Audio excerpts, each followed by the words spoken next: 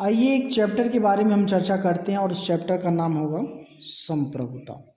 संप्रभुता में हम पढ़ेंगे एकत्ववाद, संप्रभुता एवं बहुलवाद संप्रभुता।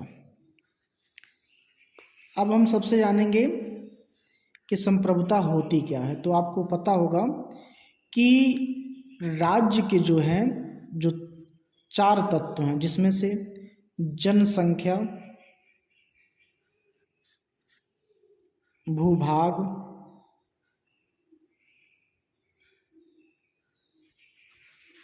सरकार और लास्ट में हम कहें संप्रभुता। तो इसमें जो सबसे महत्वपूर्ण चैप्टर तत्व होगा वो होगा संप्रभुता, क्योंकि राज्य को सभी चीज़ों से अलग करने वाला जो तत्व है वो है संप्रभुता। मैं इसलिए क्यों कह रहा हूँ इस बात को, क्योंकि 1947 के पहले भारत के पास जनसंख्या थी, भारत का निश्चित भूभाग था, भारत पर एक सरकार थी जो कि ब्रिटिश सरकार की थी। लेकिन भारत क्या था, पूरी तरह से संप्रभु राष्ट्र नहीं था। भारत अपने आप में संप्रभु नहीं था। भारत किसी भी मामले को लेकर के न आंतरिक रूप से न बाहरी रूप से कोई डिसीजन नहीं ले सकता था। वो पूरी तरह से निर्भर था ब्रिटिश गवर्नमेंट पर। तो संप्रभुता राज्य का सबसे महत्वपूर्ण तत्व है इन चारों तत्वों में से, जनसंख्या, भूभाग, सरकार और संप्रभुता। अब हम जानते हैं संप्रभुता का अर्थ क्या होता है। अर्थ जानने से पहले हम जान लें कि संप्रभुता बना कैसे है। तो ये है आंग्ल पर्यायवाची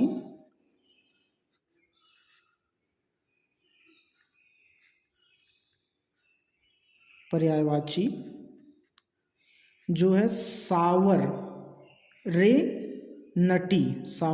नटी। पूछा जाता प्रश्न हमेशा, सावरे नटी लैटिन शब्द बहुत इंपॉर्टेंट है कि संप्रभुता शब्द किससे बना है, सुपर और एनस से बना है। निश्चित रूप से पूछा जाएगा। संप्रभुता का अर्थ होता है सावर नेटी, जो कि सुपर और एनस से बना है। अब संप्रभुता की जो परिभाषा है वो तमाम प्रकार के विद्वान अपने अपने ढंग से देते हैं। जैसे कि हम लोग पढ़ते आ रहे हैं कि एक ही चीज़ को बताने के लिए कई विद्वान अपने अपने ढंग से चीज़ों को कहते हैं। तो हम जानेंगे संप्रभुता के बारे में लोगों ने क्या कहा है। तो एक कथन आता है, बहुत ही महत्वपूर्ण कथन है जीन बोधा का। जीन बोधा क्या कहते हैं संप्रभुता के बारे में? कहते हैं कि भाई संप्रभुता नागरिकों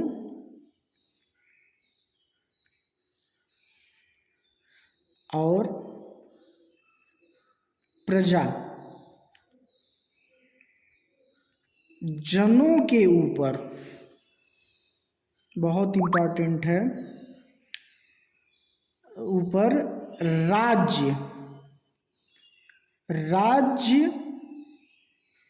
की वह सर्वोच्च शक्ति है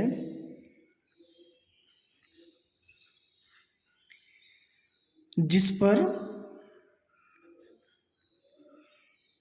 कानून का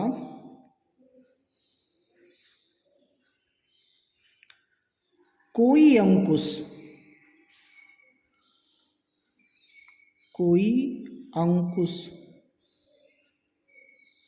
नहीं होता। बहुत ही इंपॉर्टेंट स्टेटमेंट है जीन बोधा का। अब एक विचारक हैं जिनका नाम है ग्रोसियस क्या कहते हैं, मैं लिखूंगा तो बहुत लंबा वीडियो हो जाएगा। ग्रोसियस कहते हैं, भाई देखिए, संप्रभुता, मैं आपको ऐसे समझा दे रहा हूँ बिना लिखे ही। वो कहते हैं कि संप्रभुता उस व्यक्तियों में निहित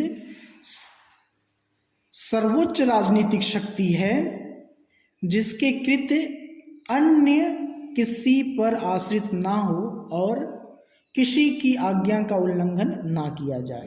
ये बहुत ही महत्वपूर्ण स्टेटमेंट है ग्रोसियस का। और बिलोबी की परिभाषा है, बहुत ही इंपॉर्टेंट परिभाषा जो कि पूछी जाती है हमेशा। बिलोबी की परिभाषा की संप्रभुता के बारे में क्या कहते हैं? ये कहते हैं भाई, संप्रभुता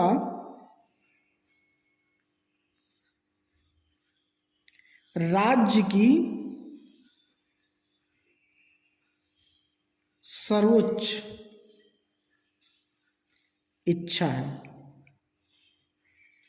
होती है। राज्य की सर्वोच्च इच्छा होती है संप्रभुता।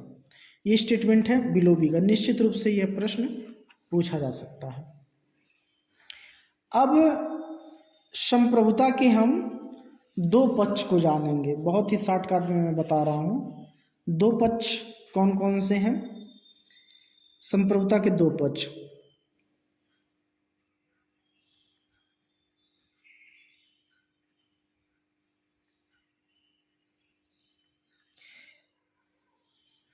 हम एक पक्ष की बात करें तो यहाँ पर हम पाएंगे कि संप्रभुता का जो पहला पक्ष है आंतरिक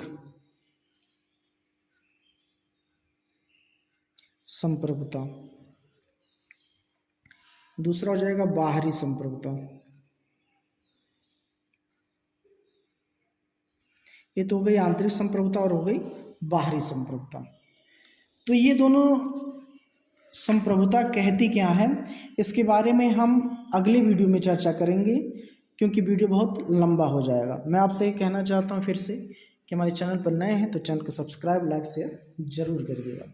मिलते हैं अगले वीडियो में, तब तक के लिए जय हिंद, वंदे मातरम।